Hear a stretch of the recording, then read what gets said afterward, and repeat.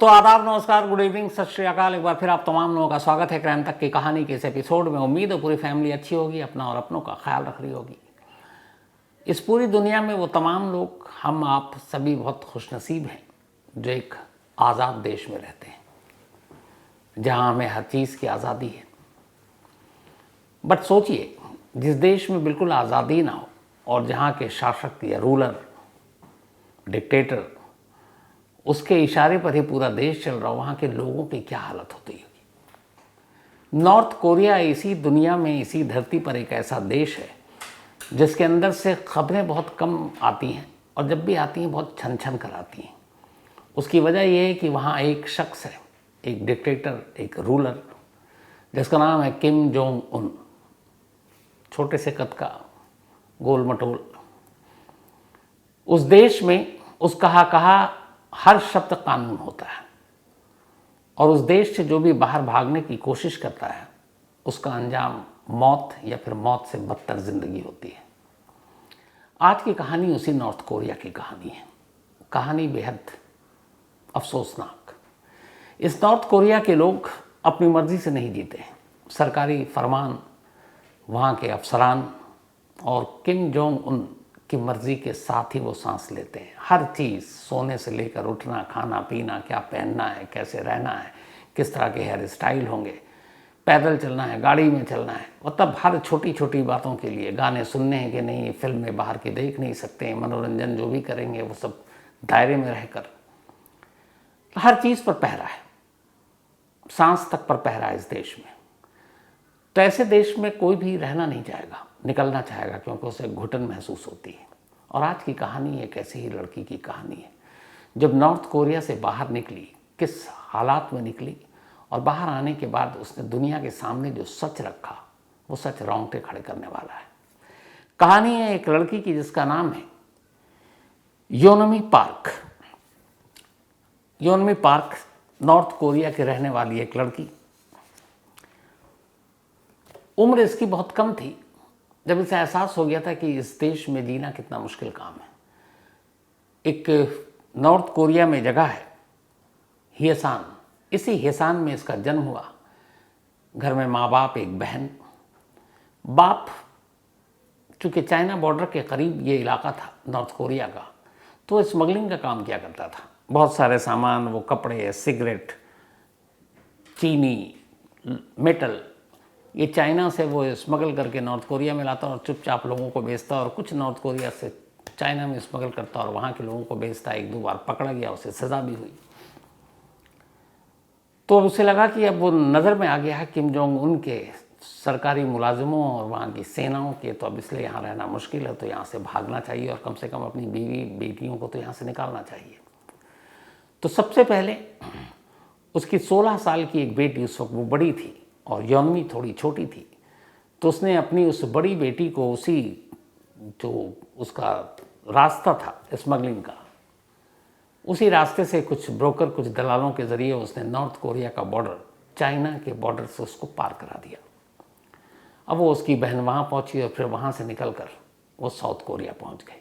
वो लकी थी, उसको अच्छा ब्रोकर मिला। उसने जो वादा किया पूरा किया। पैसे लेकर उसे नॉर्थ कोरिया से पहले चीन ले गया, फिर चीन से उसको साउथ कोरिया पहुंचाया। तो नॉर्थ कोरिया से सिर्फ एक अकेली ये लड़की नहीं भागी है। कुकू एफएम के ऑडियो प्लेटफॉर्म पर एक और लड़की की कहानी है, the girl who escaped north Korea. बड़ी मार्मिक कहानी है ये। एक और लड़की जो नॉर्थ कोरिया से भागी थी, the girl who escaped north Korea. तो ये कहानी आप कुकू एफएम के ऑडियो लर्निंग एप्लीकेशन पर सुन सकते हैं। कुकू एफएम एक बेहद तेज़ी से बढ़ता हुआ ऑडियो लर्निंग ऐप है और लाखों लोग इसको सुन रहे हैं और इससे कुछ ना कुछ नया सीख रहे हैं, आगे बढ़ रहे हैं। अगर आपने अब तक कुकू एफएम की ऑडियो बुक नहीं सुनी है तो अब आपके लिए कुकू एफएम ने 7 दिन का फ्री ट्रायल शुरू किया है। इन 7 दिनों के दौरान आप पूरे प्लेटफॉर्म पर कोई भी शो सुन सकते हैं, जिसमें 5000 शो शामिल हैं, बल्कि 5000 से ज़्यादा हैं बिल्कुल मुफ्त। ऑफ़र बहुत तगड़ी है, तो अपने दोस्तों को और फैमिली मेम्बर्स को भी ये ज़रूर बताना।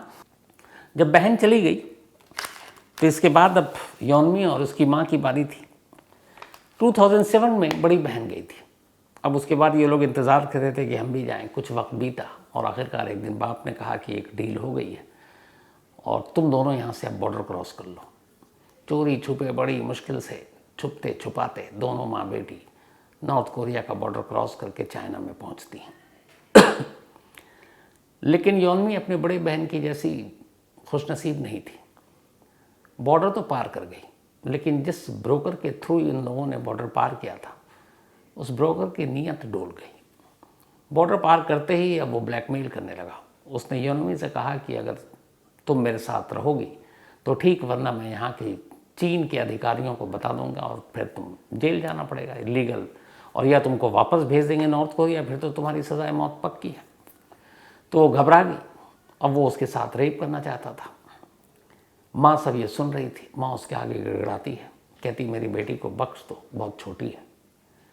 फिर सौदा ये होता है कि बेटी के एवज में माँ अपने आप को आगे कर देती है।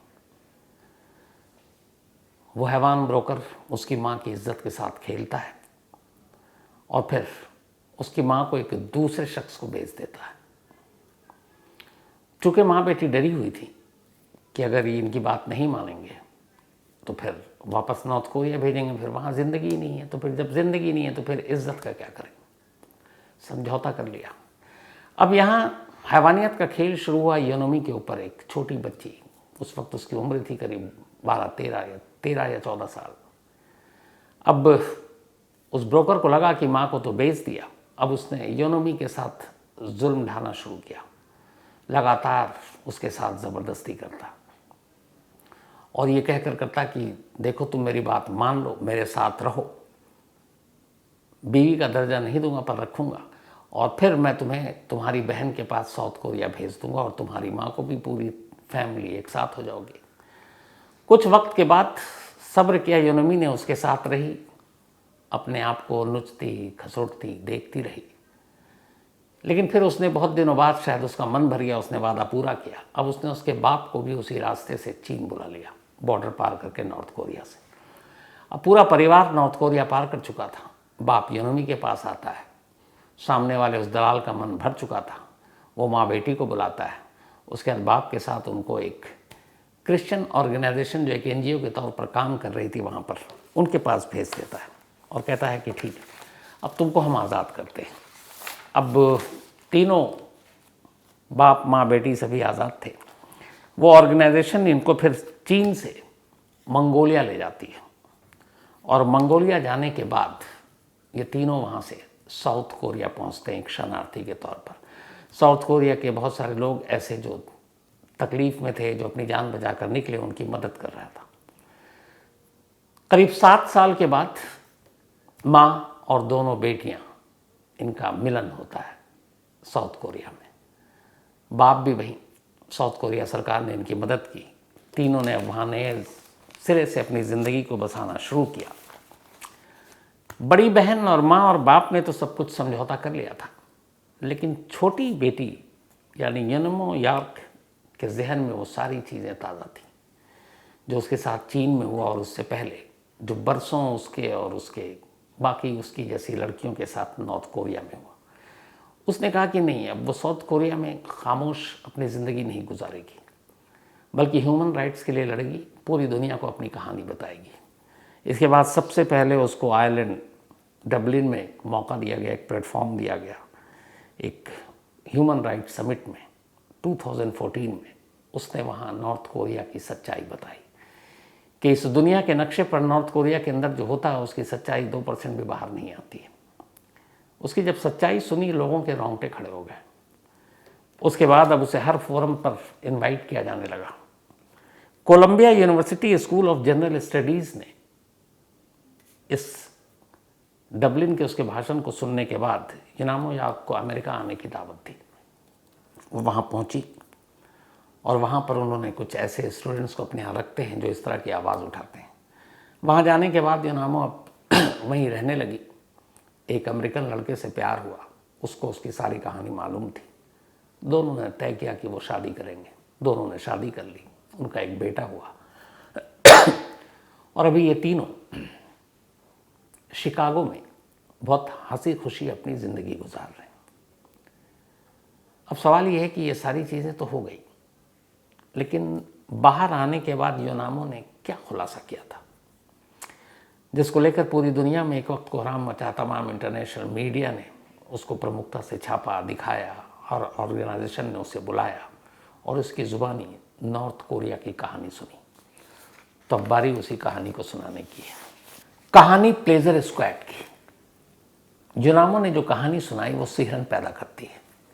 प्लेजर स्क्वाड पूरे नॉर्थ कोरिया के उन तमाम, ख़ासतौर पर स्कूलों में, क्योंकि वहाँ कम उम्र की लड़कियाँ पढ़ती हैं, ये उन लड़कियों के शोषण की कहानी है। और उनमें से एक यूनामो थी, लेकिन खुशनसीब थी कि कुछ वजहों से वो बस खुद को लुटाने से बच गई। जो उसने खुलासा किया उसमें यह है कि नॉर्थ कोरिया में किम जोंग उन के जो दादा थे, किम जोंग इल, उस दौर से एक परंपरा चली आ रही है, और वो है प्लेजर स्क्वाड की परंपरा।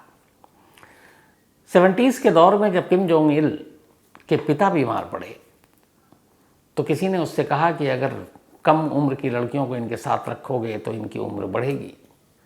उसके बाद उसने तलाश करना शुरू किया, नॉर्थ कोरिया के जितने भी स्कूल थे अपने लोगों को भेजा, और वहाँ चुन चुन कर एक लड़कियों को चुना जाता। उन तमाम लड़कियों में से कुछ को सिलेक्ट करते, लेकर आते, लेकिन उस सिलेक्शन में कुछ शर्तें थीं। एक, कि वो नॉर्थ कोरिया के लिए वफादार लड़कियां हों, उनका कोई परिवार का सदस्य साउथ कोरिया में न रहता हो, और वहाँ जो किम जोंग की पूरी सल्तनत चली आ रही है वो उससे बगावत न करें कभी।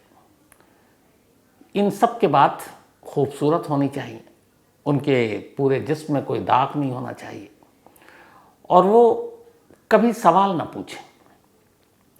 तो किम जोंग उन के जितने भी सरकारी अफसर, वो तमाम लोग पूरे साल स्कूलों का दौरा करते और एक एक लड़कियों को देखते ताकि कोई खूबसूरत लड़की उनकी नज़रों से छूट ना जाए।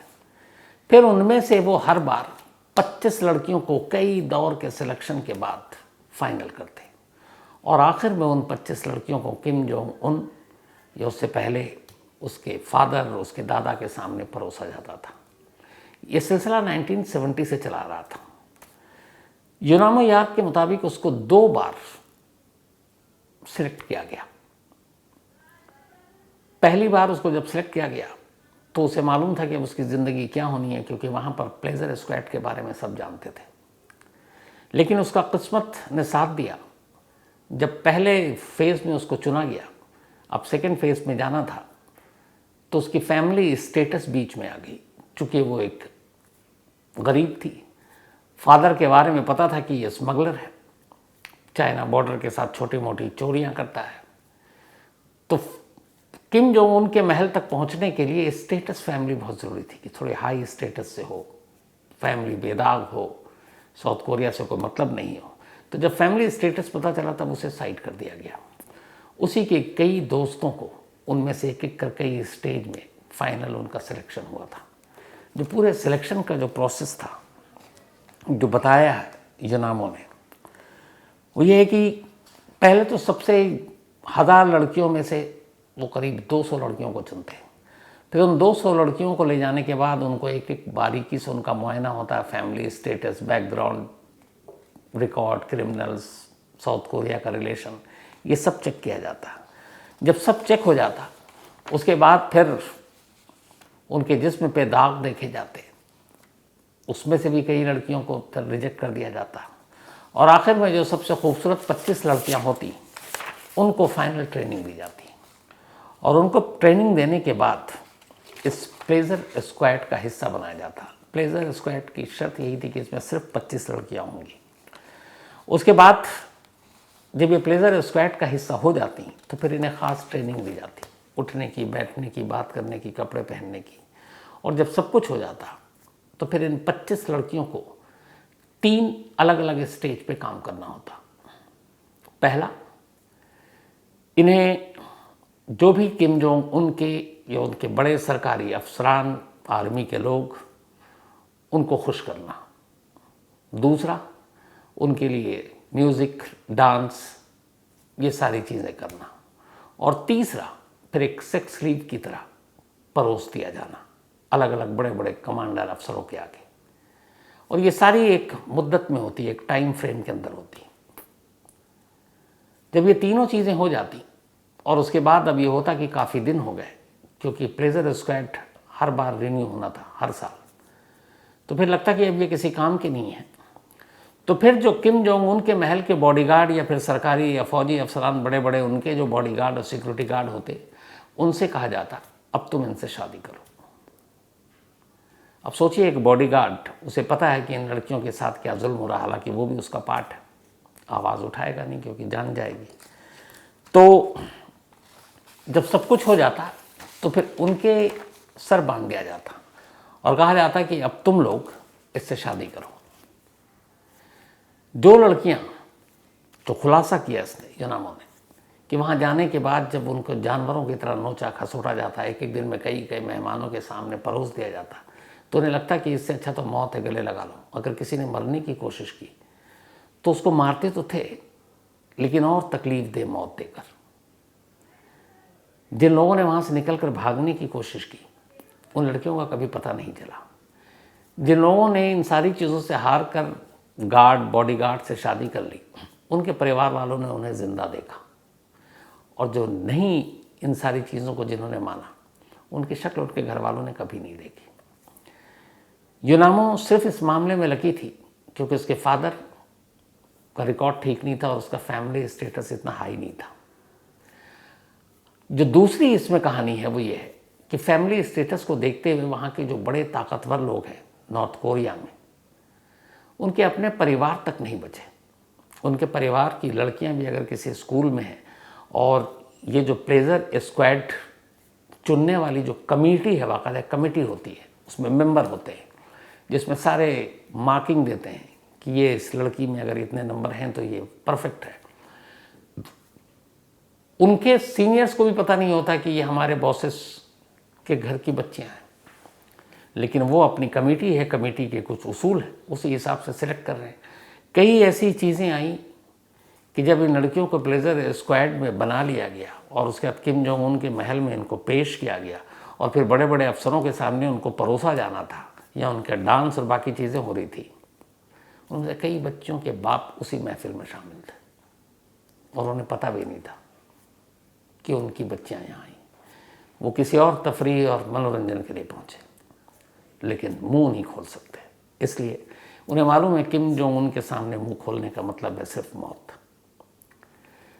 ऐसी हजारों लड़कियां प्लेजर स्क्वाड की किम जोंग उन के इस महल में भेजी गई, परोसी गई, और इनमें से कितनी गायब हो गई, कितनी दुनिया में नहीं है, किसी को नहीं पता, न किसी ने सुध ली, यहाँ तक कि उनके माँ बाप ने भी नहीं। क्यों?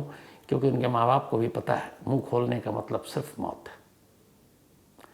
जब ये सारी कहानी यूनामो ने दुनिया के सामने रखी तो एक अपील की थी ह्यूमन राइट के जितने भी करता धरता या दम भरने वाले लोग हैं, इंटरनेशनल ह्यूमन राइट कमीशन हो, UNHRC हो, United nation human right commission हो, कि आप लोग बातें तो बहुत करते हैं, पर एक एक बार जाकर करीब से झांक कर देखिए कि इंसान इसी इंसानों की दुनिया में किस तरह और कैसे कैसे रह रहा।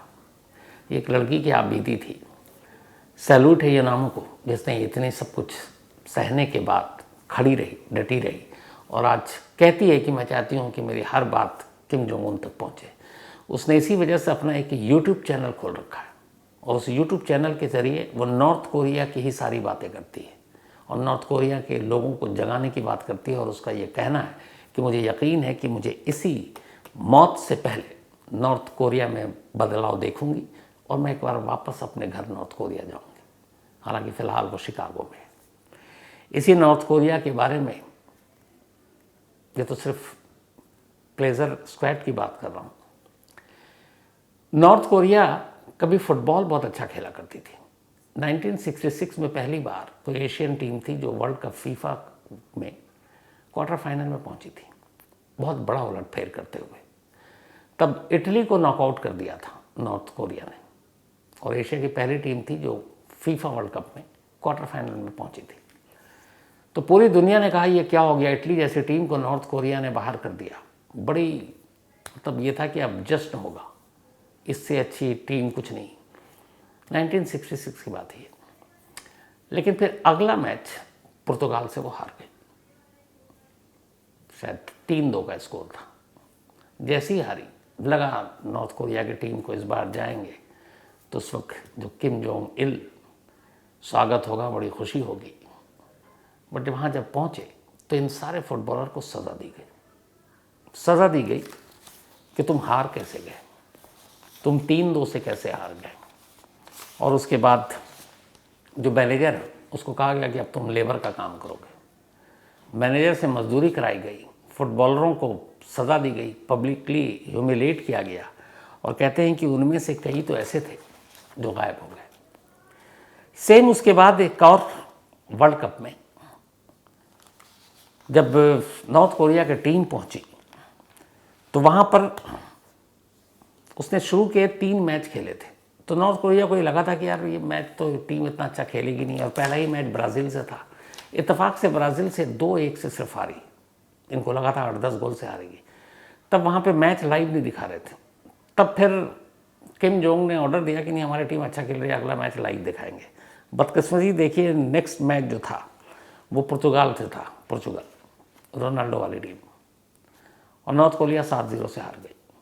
इसके बाद नेक्स्ट मैच जो था वो आइवरी कोस्ट से था, 3-0 से हार गई। ब्राज़ील से इतना अच्छा खेलने के बावजूद जब ये दोनों मैचें हार गई तो फुटबॉल खेलने वाले ये तमाम खिलाड़ी इस उलझन में थे कि घर कैसे जाए। वहाँ एक जब भी फीफा वर्ल्ड कप या बाकी चीज़ों के लिए वहाँ की टीम निकलती है तो उनके बड़े सारे गाइडलाइंस होते हैं, बताया जाता है वहाँ जाना है, कहाँ ठहरना है, किसी अनजान देश के लोगों से नहीं मिलना है, ग्राउंड पे भी खेलना है तो अपने खिलाड़ियों से बात करना है, अपने देश के बारे में कुछ नहीं बोलना है, अपने हुक्मरान के बारे में कुछ नहीं बोलना है, और सीधे मैच ख़त्म, जो कुछ ख़त्म, वापस यहाँ आना है। किसी और ख़ासतौर पर साउथ कोरिया की टीम के साथ तो आपको घुलना मिलना ही नहीं, ना साउथ कोरियन के साथ। अब एक मौका ऐसा आया था जब इन लोगों को लगा कि इस हार के बाद शायद वहाँ सज़ा मिलेगी या फिर मार देंगे। बहुत सारे प्लेयर ने मिलकर तय किया कि नॉर्थ कोरिया लौटते ही नहीं है, बच जाएंगे। लेकिन जो उनके मैनेजर और साथ में जो टीम के मेंबर चलते हैं, उन्होंने खिलाड़ियों से कहा कि देखो आसान नहीं है, तुम तो नहीं लौटोगे, तुम्हें कोई भी शरण दे देगा, लेकिन तुम्हारी पूरी फैमिली नॉर्थ कोरिया में है, तुम्हारे माँ बाप, तुम्हारे नानी दादी, भाई बहन, बच्चे, रिश्तेदार, वो एक एक को मार देगा। तो तुम्हें एक अपनी पूरी फैमिली के 8-10 लोगों को मरते हुए देखना है या फिर तुम्हें अकेले और उनको जीते हुए, फैसला तुम्हारे हाथ में है। कहते हैं हर फुटबॉलर ने तय किया चलो खुद की कुर्बानी देते हैं, फैमिली को बचाते हैं, वापस लौट कर आए नॉर्थ कोरिया में। बहुत सारे फुटबॉलर तो गायब हैं। कुछ फुटबॉलर तो ऐसे गायब हुए कि खुद फीफा ने इंक्वायरी कमेटी बिठाई। उनको जब कंप्लेंट मिली और उन्होंने पूछा कि फुटबॉलर कहाँ हैं, आज तक पता नहीं। नॉर्थ कोरिया रहस्यों का देश है, और इन्हीं रहस्यों को अब यूनामो यार्क बाहर निकल कर एक एक कर उससे पर्दा हटा रही है।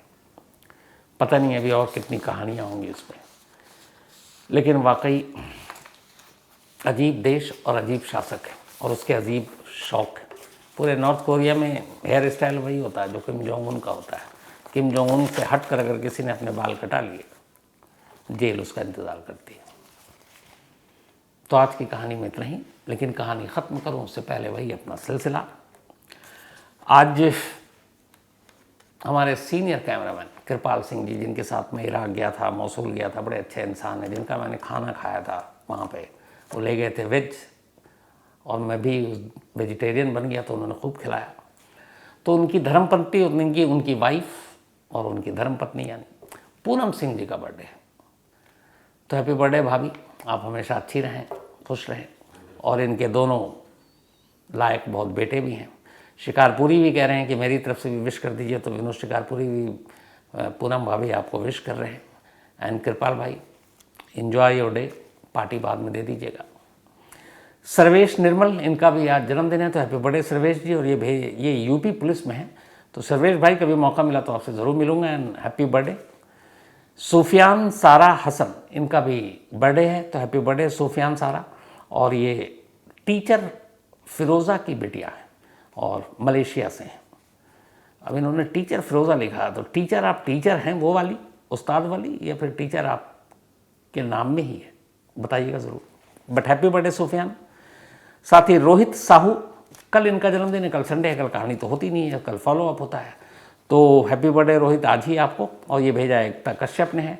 इसके अलावा आज विभोर भट्ट जी की मम्मी पापा, माँ बाप, इन दोनों की एनिवर्सरी है, तो आप दोनों को बहुत बहुत बधाई पूरी क्राइम तक फैमिली मेम्बर की तरफ से। साथ ही आज रेखा अधिकारी और मनोज अधिकारी जी की भी मैरिज एनिवर्सरी है, तो आप दोनों को भी बहुत बहुत बधाई भेजा है इनकी बेटियां अनन्या और साथ ही गरिमा और दीपक अधिकारी ने। देवेंद्र कौर और डॉक्टर गुरप्रीत सिंह जी, इन दोनों की भी मैरिज एनिवर्सरी है, तो देवेंद्र जी और गुरप्रीत सिंह जी आप दोनों को भी बहुत बहुत मुबारक बधाई, ये नोएडा से हैं। इसके अलावा प्रतीक्षा और चंदन शुक्ला, इन दोनों की भी आज मैरिज एनिवर्सरी है, तो प्रतीक्षा जी और चंदन जी आप दोनों को बहुत बहुत बधाई। साथ ही निखिल, ये अहमदाबाद से हैं, निखिल ने भी एक बड़ा खूबसूरत मेल लिखा है। इन्होंने लिखा है कि चूँकि ये अपनी माँ के साथ रहते हैं, मम्मी के साथ रहते हैं और कोई देखभाल के लिए है नहीं, इनके पास कम से कम 9-10 शादी के ऑफ़र आए थे यूएस से, पर इन्होंने सभी ठुकरा दिया क्योंकि ये अपनी माँ को छोड़कर नहीं जाना चाहते हैं। मैंने पहले भी कहा था हमारी क्राइम तक फैमिली मेम्बर में बहुत अच्छे लोग हैं तमाम। तो निखिल भाई, आपकी इस सोच से और आपके इस जज्बे से और अपनी माँ के इस प्यार को देखते हुए बहुत सारे नौजवान सीखेंगे। बट हाँ, शादी ज़रूर कीजिएगा। देखिए, दोनों चीज़ें हैं लाइफ में, माँ बाप की खिदमत, उनसे मोहब्बत, उनका देखभाल, ये भी ज़रूरी है, और साथ ही शादी भी ज़रूरी है। कोशिश यही होनी चाहिए कि शादी के बाद भी पति पत्नी दोनों माँ बाप से उतना ही प्यार करें। तो कभी अच्छी लड़की देखें और यही मिल जाए तो दुआ है आपकी यहीं शादी हो जाए, और मौका मिले शादी वादी हो तो बुलाइएगा, हम लोग भी पहुंच जाएंगे। साथ ही आज नन्हे सिंह, इन्होंने कहानी की फरमाइश की है। इसके अलावा आयुष शुक्ला और आपके माता पिता दोनों को प्रणाम भी, और बस दुआएं और आशीर्वाद चाहिए। And thank you so much इस प्यार के लिए आयुष, आपका भी, आपके मम्मी पापा का भी। भानु प्रजापत एंड हिमांशु, ये दोनों पति पत्नी हैं और दोनों दिल्ली मेट्रो में लोकल पायलट हैं। बड़ा अच्छा लगा, कभी चलिए, हालांकि मेट्रो में ज़माना हो गया चढ़े हुए, एक बार बता दीजिएगा कि आप किस मेट्रो में कहाँ से कहाँ तक है, तो मैं आता हूँ मेट्रो में फिर मिलने आपसे। And thank you. और इन्होंने कहानी की फरमाइश की है। वसीम अहमद, थैंक यू आपका भी। तो कहानी में आज इतना ही, कल आपसे मुलाकात होगी फॉलो अप में। फॉलो अप में एक ऐसी कहानी, नरेंद्र दाभोलकर, नाम आपने सुना होगा। इस देश में अंधविश्वास, तंत्र मंत्र, जादू टोना के खिलाफ किसी शख्स ने आवाज़ उठाई, और जिस आवाज़ उठाने की वजह से इस देश का पहला स्टेट महाराष्ट्र बना जहां अंधविश्वास विरोधी कानून लागू हुआ, उनके मर्डर केस पर एक फैसला आया। इस फैसले को आपको सुनना चाहिए, इसलिए कि इस केस में जिस पिस्टल से गोली चली थी, कहा गया कि कातिल ने उस पिस्टल को समंदर में फेंक दिया। सीबीआई को जांच दी गई, सीबीआई ने उस पिस्टल को कहा समंदर में ढूंढेंगे। अब समंदर से कैसे ढूंढें? दुबई की कंपनी को ठेका दिया, दुबई की कंपनी कुछ मशीनें लेकर आई, उसके बाद वक्त लगा, 7.5 करोड़ रुपए में वो पिस्टल ढूंढा गया। सिर्फ उसके ढूंढने पर जो खर्च आया था वो 7.5 करोड़ रुपए। लेकिन जब पिस्टल मिला फिर क्या हुआ था, सर पकड़ लिया था सबने। पूरी कहानी कल फॉलो अप में रात 9 बजे संडे को, और बाकी कहानी के साथ मंडे को आपसे मुलाकात होगी रात 9 बजे। और मंडे में आपको कुछ बताऊंगा भी, मैंने कल भी कहा था मंडे भी बताऊंगा। तो लास्ट में आपको वापस एक बार फिर से याद दिला दूं कि डिस्क्रिप्शन में जो लिंक है वहां कुकू FM डाउनलोड करके कुकू FM में 7 दिन का फ्री ट्रायल शुरू किया है। इन 7 दिनों के दौरान आप पूरे प्लेटफॉर्म पर कोई भी शो सुन सकते हैं, जिनमें 5000 शो शामिल हैं, बल्कि 5000 से ज़्यादा हैं बिल्कुल मुफ्त। तो तब तक अपना और अपनों का ख्याल रखिएगा। Thank you very much.